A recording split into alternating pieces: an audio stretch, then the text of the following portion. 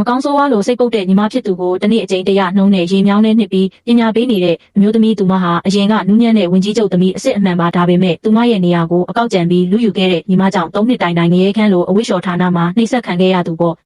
ဒါပေမဲ့အခုဒီခန္ဓာကိုယ်ထဲမှာရှိနေတာကခေတ်သစ်ကဘာကထူးချွန်တဲ့အထူးအေးခြင်းမလေးရဲ့ဝိညာဉ်ပါသူမဟာမူလပိုင်ရှင်ခံစားခဲ့ရတဲ့တရားတွေနဲ့မှတ်ဉာဏ်တွေကိုမြင်လိုက်ရတဲ့အခါမှာတော့တယောက်ချင်းစီကိုအမြင့်ပြတ်ချေမုန်းဖို့ဆုံးဖြတ်လိုက်ပါတယ်အကြီးဆုံးအကိုကညီမဖြစ်သူဘက်ကနေရန်လုပ်ဖို့စ조사ပေမဲ့အေးချင်းမလေးကနှစ်ယောက်လုံးကိုရေထဲကန်ချလိုက်ုံနေမကပဲအကိုဖြစ်သူကညီမကိုတွန်းချပါတယ်ဆိုပြီးအကွက်ကြကြနဲ့ပြန်လဲထောင်ချောက်ဆင်လိုက်ပါတော့တယ်ခန္ဓာကိုယ်ပေါ်ကနှိပ်စက်ခံထားရတဲ့ဒဏ်ရာတွေကိုပြပြီးသတိလစ်ချင်အောင်ဆောင်လိုက်တဲ့အခါမှာတော့အမှန်တရားကိုမသိတဲ့မိခင်ဖြစ်သူကသူမဘက်ကနေအပြည့်အဝကာကွယ်ပေးပါတော့တယ်အကိုဖြစ်သူရဲ့ဆွဆွဲချက်တွေကိုတော့မိခင်ကမယုံကြည်တော့လောက်အောင်သူမရဲ့အမှုပညာကပြောင်မြောက်လာပါတယ်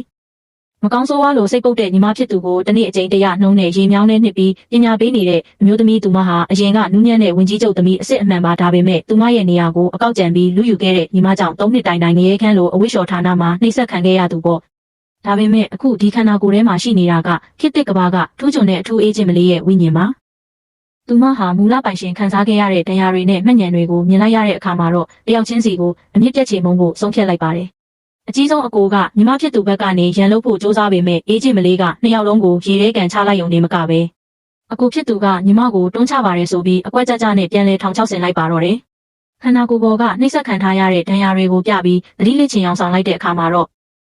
အမှန်တရားကိုမသိတဲ့မိခင်ဖြစ်သူကသူမဘက်ကနေအပြည့်အဝကာကွယ်ပေးပါတော့တယ်အကိုဖြစ်သူရဲ့ဆွဆွဲချက်တွေကိုတော့မိခင်ကမယုံကြည်တော့လောက်အောင်သူမရဲ့အမှုပညာကပြောင်မြောက်လာပါတယ်